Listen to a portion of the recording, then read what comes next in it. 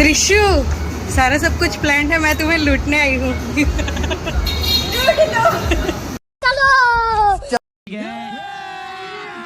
अभी मजा आएगा ना भिड़ो।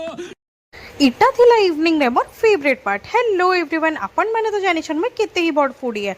अब खानार छड़ा मत किसी भी खुश नहीं करि पारे, तो मुई नो खाइबार पीबार कर देली स्टार्ट।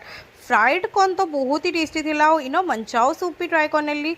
इटा पूरा आउट ऑफ द वर्ल्ड थिला। तापरे आसीगला इनो बेबीकॉर्न चिली, और बेबीकॉर्न चिली भी बहुत ही टेस्टी दिसुला।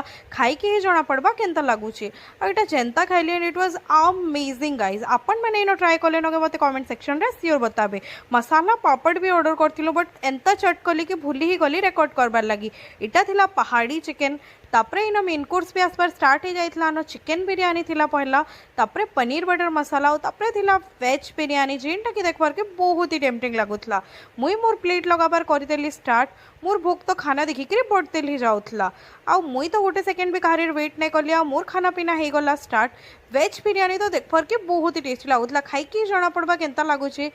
इनो मुई ट्राए करनी, मोर आत्मा के एंता तृप्ति मिलला ना खाइला परे कि काना ही कहमी। आपण मैंने इनो ट्राए कले नगे मते कमेंट सेक्शन रे सियोर बताबे। आज लगे bye bye. Oh my God! Wow!